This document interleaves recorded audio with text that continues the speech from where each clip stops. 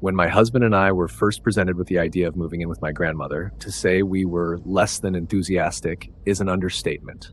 It's not that I don't love my grandmother, but my husband and I have been married less than a year and wanted our own place. However, for financial reasons, while we both settled into our new jobs, we figured this would be the best option for us. Plus, we'd get to move out of our too small for two people apartment and be able to take care of my grandmother and keep her company. We moved in about a month ago, and I gotta say, up until a few nights ago, it was going pretty smoothly. My grandmother was loving the company and the help around the house, and my husband and I had a lot more privacy than we thought since we had the whole finished basement to ourselves. Thursday night, though, everything changed. I woke up at around 3 a.m. needing to pee. As I walked back from the bathroom, one of the floorboards beneath my foot came loose. So loose that I could lift it up.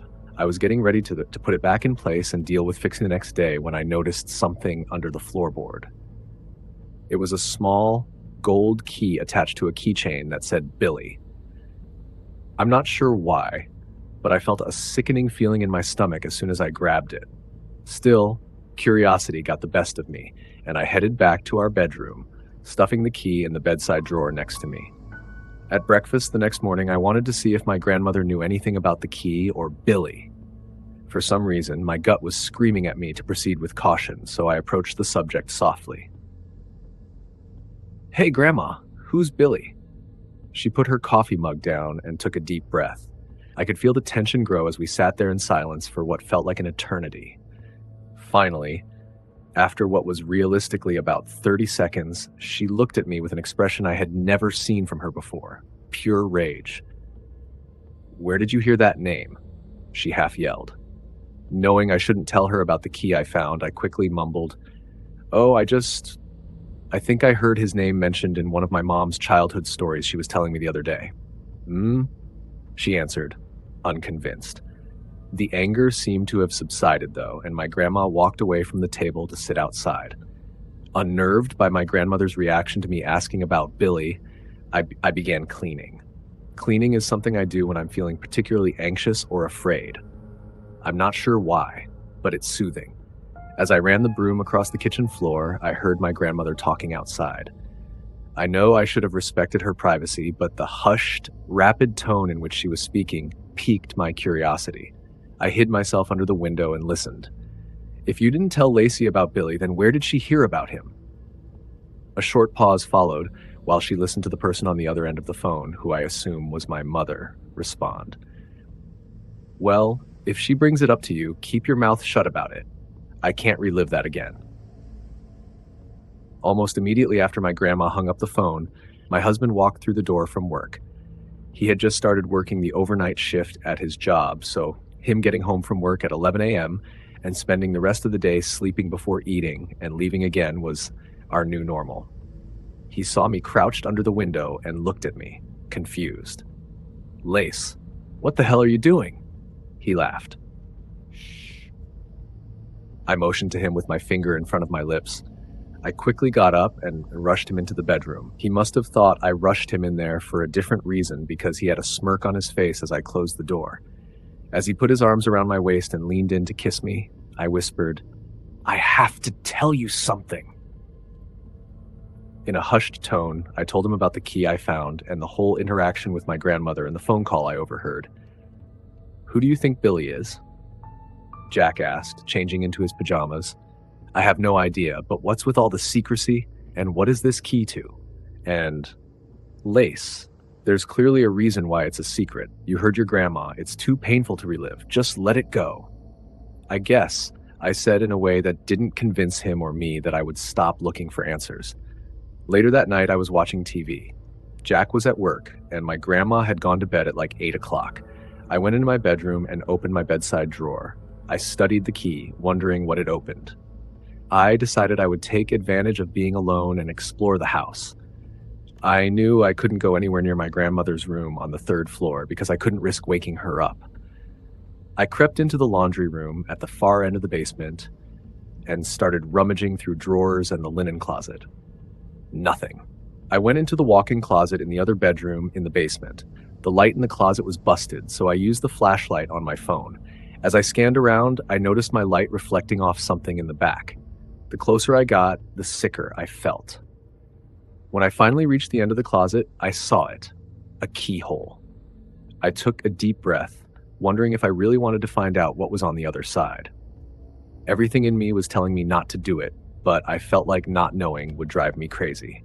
I put the key into the hole, and to my surprise, it fit. When I opened the door, nothing could have prepared me for what was on the other side. I opened the small door in the closet and crouched through the entryway. When I got to the other side, I could barely breathe from the stench of rot. I was in a bedroom. A kid's bedroom that looked like it hadn't been touched since the 1950s. There were clothes strewn on the bed and the floor, toys scattered throughout the room, and a boy's bed off in the corner. "What the fuck?" I whispered to myself. As I walked further into the room, I noticed some pictures and drawings on the desk. The pictures were of a young boy sitting on a tree swing, smiling widely. I turned the picture over and saw, in small writing, Billy, July 1955. I tucked the picture away in my pocket. I started to get an eerie feeling like someone was watching me. I knew I needed to get the hell out of there. I grabbed a notebook I found on the desk and scurried out of the room, making sure to lock the door behind me. I could swear that as I turned the lock, I heard a little boy yell, "Don't." Spooked, I quickly made my way back to my bedroom. I was stopped in my tracks by my grandmother standing at the bottom of the stairs. She hadn't seen me, but the enraged look on her face told me she knew something was going on. I had a small but possible chance to make it to my bedroom without her seeing me. In that moment, I felt like a child wanting to run and hide under their covers from the scary monster. I slowly got on all fours and, as quietly as humanly possible, made my way to the bedroom. By the time I got in there, my grandmother was checking out the laundry room. I quickly made my way into my bed and pulled the sheets over me, pretending to be asleep. After about 5 minutes, I heard my grandmother's slow and heavy footsteps approach my room. I don't know why, but I was scared stiff. My grandmother never scared me before. In fact, I had never seen her angry until I asked about Billy. Slowly, her footsteps approached my bed until they stopped right in front of me. Pretending to be asleep, I could feel my grandmother's face inching closer and closer to mine. She was so close that if I opened my eyes, I'm positive my eyelashes would graze her face. I could feel her hot breath on my face, feel the sweat dripping from her forehead. It took everything in me to keep from screaming. My grandmother just stood there, hovering over my face for at least 20 minutes. I know it sounds crazy, but in those 20 minutes, I don't think she ever blinked. You might ask, how would you know if your eyes were closed? But if she could feel my eyelashes if I opened my eyes, wouldn't I feel hers if she closed them? After 20 minutes that felt like 20 years, I heard my grandmother slowly inch backward from my bed. I mistakenly thought this terrifying ordeal was over, but I was wrong. My grandmother sat in the chair of the vanity, not too far from my bed, and watched me until morning. In the morning, I opened my eyes pretending as if I was just waking up and not silently freaking out with my eyes closed for the last few hours. When I turned to look at the vanity, my grandmother wasn't there. I heard footsteps upstairs and could tell she was in the kitchen. How the hell didn't I hear her leave? I walked up the stairs and into the kitchen. My grandmother was making eggs and had brewed coffee. "Good morning, dear," she sweetly said as she handed me a plate of eggs. "How'd you sleep?" Okay, I guess. She was pretending nothing happened. I certainly wasn't going to bring up last night. As I sat down and began eating my eggs, I could feel my grandmother's eyes on me. I looked up, and the hairs on the back of my neck stood up. My grandmother's eyes, fixated on me, were completely black for a split second before turning back to normal. She was still acting like nothing happened last night. "What is your day like today?" she asked, getting up to put her plate in the dishwasher. "I'm going to run to the store to pick up some clothes for my new job, and then I'm going to do some grocery shopping." Normally, I would ask her to come along. Not today. Instead of going shopping for clothes, I drove to a park outside of town and found a spot under a tree to read the notebook I had found in that bedroom last night. It was Billy's journal. Most of the pages were filled with what he had done that day, drawings and stories. The last 3 pages, however, sent chills down my spine. July 25th, 1955. Mom and Dad don't believe me. Jane is acting weird. I mean, she's always been weird, but not like this. I told them that in the middle of the night last night, I heard weird noises from Jane's room. When I peeked through the door, she was talking to someone in the corner and laughing. She must have felt me there because she turned around really quickly, and I swear her eyes were black for a second. Mom said not to swear if something isn't true because it's a sin, but I swear I saw her eyes like that. She closed the door in my face, and I ran back to bed. August 11th, 1955. I haven't been feeling too good. Ever since that night, I'm scared to be alone with Jane. No one believes me, but she's getting weirder and weirder.